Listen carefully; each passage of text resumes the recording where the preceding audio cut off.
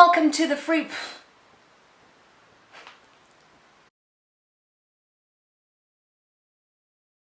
Hi and welcome to another free.volous webisode. So today I'm bringing you my yearly favorites. So the products that I found out this year, not necessarily launched this year because I'm a normal person, so I can't buy or get everything as soon as it is launched.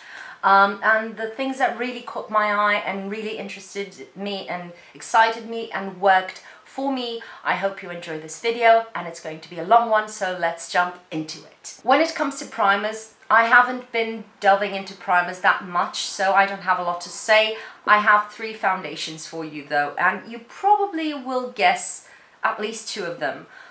One is the Cover FX Power Play foundation. I have really enjoyed this foundation. It is a long-wearing foundation. It has kind of a more matte finish. It doesn't sink too much into my fine lines.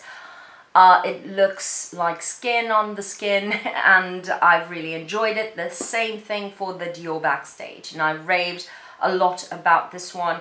It lasts a long time on me, and I have a very difficult skin that eats up my foundation. The finish is beautiful.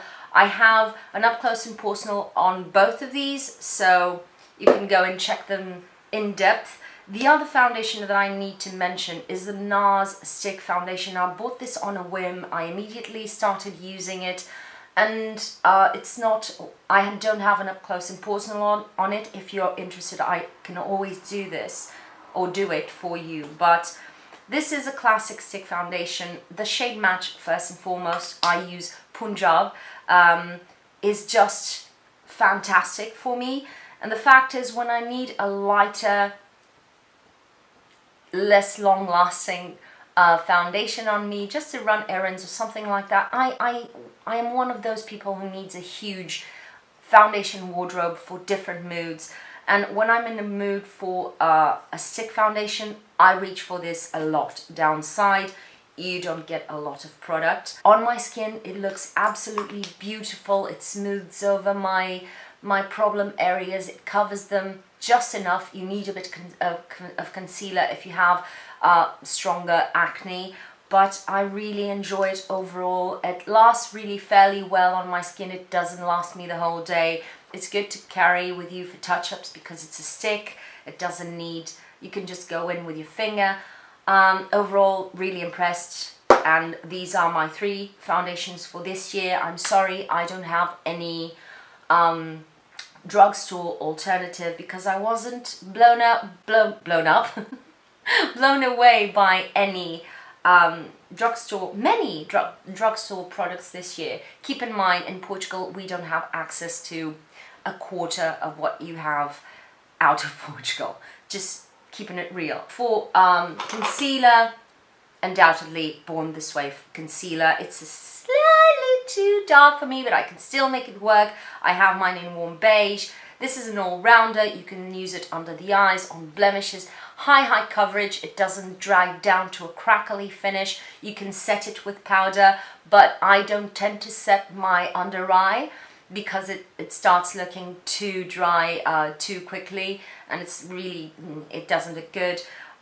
With any concealer, I don't tend to set any concealer, and this sets itself without looking too creamy or sheeny, but it still looks like skin, and it moves with your skin. It doesn't crease on me. I love it, and over blemishes, super high coverage. I have nothing bad to say about it. I think they hit the nail on the head with this concealer. I'll have to start using other concealers and compare them to this. Maybe do an up-close and personal with concealers. I don't know, let me know. But yeah, up until now, this has taken the stand for everything, and even used as just foundation on itself. A very light layer where I need it. It works wonders. I don't need anything else. Next would be cream bronzer Milk. I'm sorry, I know you can only get this in the States. It's really annoying, but this is the best bronzer, and if you can get your hands on it, I urge you to. It is a cream bronzer. It doesn't look greasy on the skin. It blends beautifully with any foundation. The color I have is a Blaze, which I think is the darkest one. It blends beautifully. The tone of it is right for my skin tone. I can build it up. I can use it so gently. I mean, it's phenomenal. I love this, and it will last me forever if it doesn't go bad, because it's a cream product.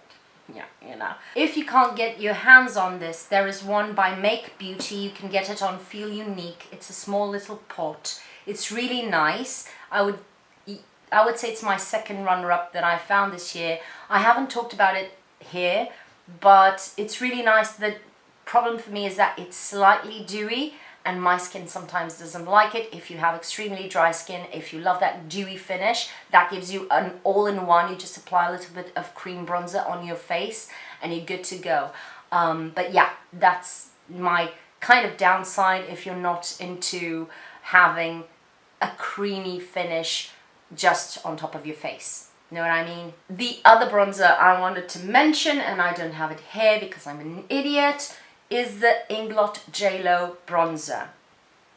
Love that stuff. Downside, it breaks. It's really sensitive, so you need to keep it really... I should have bought it with the case, the compact case. I have it in a palette, and it sometimes gets little bits flake off or shatter. So other than that, that color for me is beautiful. I will look it up, put it in my blog, let you know what color works for me.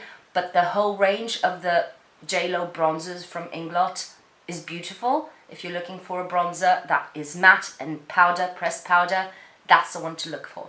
An overall mention, and I've talked about this just a couple of weeks ago, the Hourglass Ambient Lighting Edit Unlocked palette, this one, you know, this one. I love this palette. I've been using it non-stop. I haven't made a dent to it. I love all the colors except for the blusher. As I mentioned, this blusher has a bit too many flecks of glitter or shimmer to them. But other than that, I love this. All the colors here. The powders are so beautiful. Love this. And it's an all-in-one for traveling, to keep on your vanity and having nothing else. It is a very expensive product, yes, but man is it good, man is it good.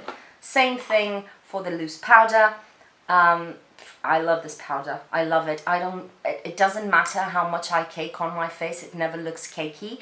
Yes, it does still give you a bit of a sheen, so if you're looking for the ultra matte effect, this will not cut it for you. But other than that, as under the eyes, even under the eyes, I find that it is really perfecting and looks beautiful, and overall really smoothing of the face without making it look powdery, which is a miracle. This should have come before when I talked about the bronzer, is the Hourglass stick highlighter. Again, I've mentioned this really recently. Love it, and it has a very particular formula. Very exquisite. It looks beautiful on the skin.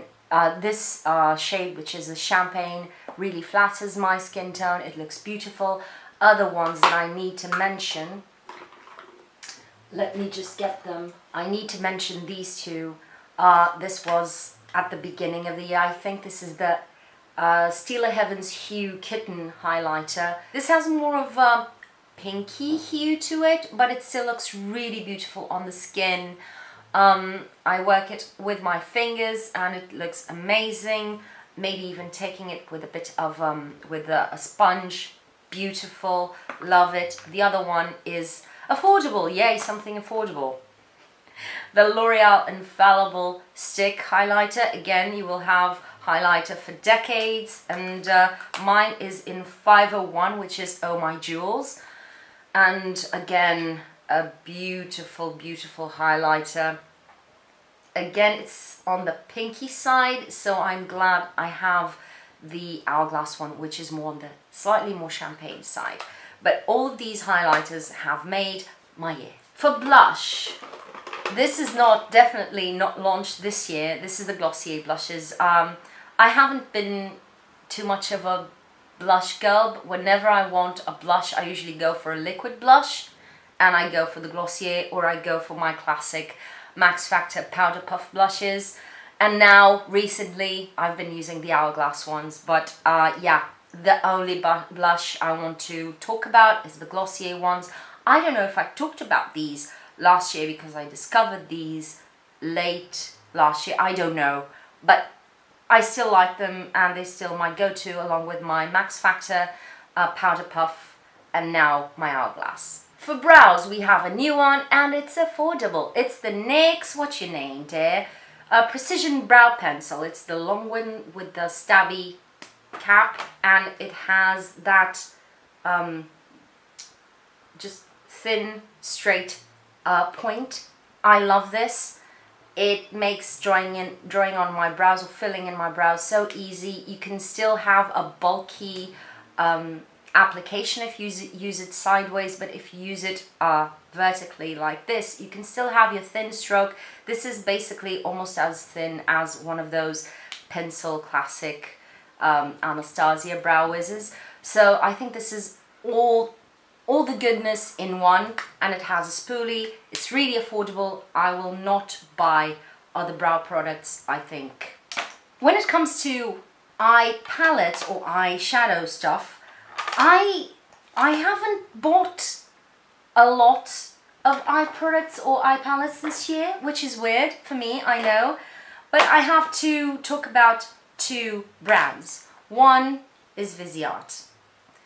I was thoroughly impressed with the quality of these. These are very expensive, about 70 euros or something, but I bought these on sale on Beauty Bay for 40 euros each. So it's good to look out for in the sale season. They're always on sale when there's a sale in Beauty Bay. And I'm really impressed with the quality of these mattes. I haven't tried the shimmers except for the smaller palettes, but the mattes on these medium-sized pans are amazing. Melt, blend, they melt into each other, create new colors, a bit like watercolors. High impact pigment, but you can buff them out really easily. Fantastic. On the other end of the spectrum, I'm really happy with this purchase, which is the Swear By It palette by NYX. It's really impressive, the color selection. The mattes work really beautifully. You will have a few duds as usual. The shimmers are really nice too. So overall, I think this is a good investment if you want a huge colorful palette and you don't know where to go. I know you always have Morphe and stuff like that, but if you want a more classic brand, maybe NYX. I'm really chuffed with this purchase and I've been playing with it a lot. I have a mascara to talk about, and I mentioned the Caution Mascara by Hourglass.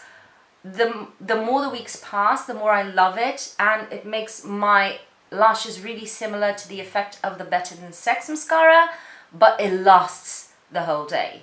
So if you find it to be too clumpy at the beginning, give it a couple of weeks because it will start to dry out and define your lashes a bit better, and it lasts the whole day. It's basically waterproof. I've cried with this on. Nothing happened. It didn't smear, flake at all. Expensive? Yes, if you can get your hands on the smaller size. I know Cult Beauty sells the smaller size. Do it.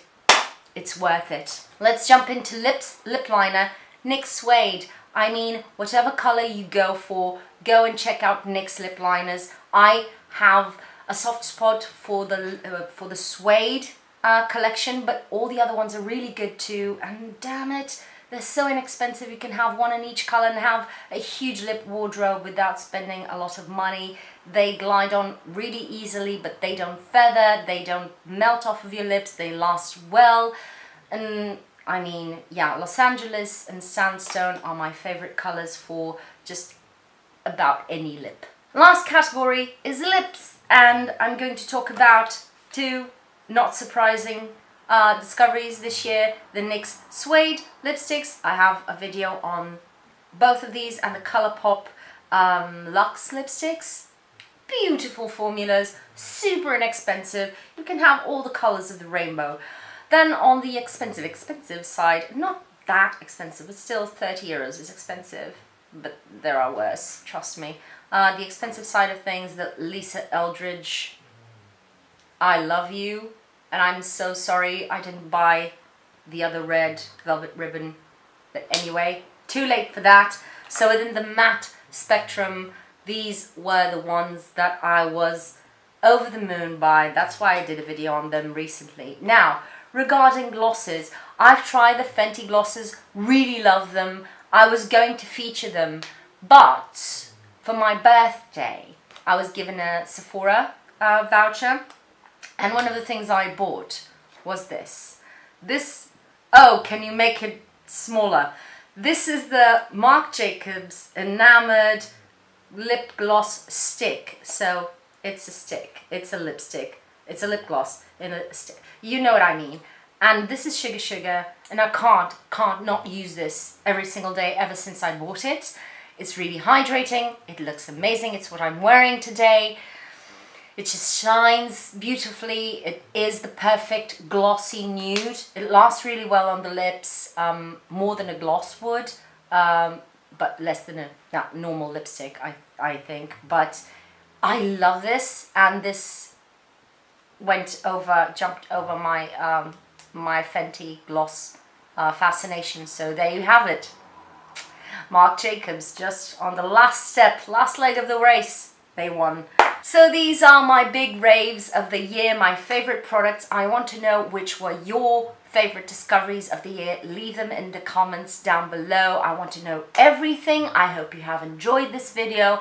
I hope you enter next year really well, and I hope to see you here next year. Other than that, if you've enjoyed this video, leave me a thumbs up down below, subscribe if you haven't already, share my channel with people you think may be interested in it, and as usual, thank you for spending your time on me, and I'll see you on my next video. Bye!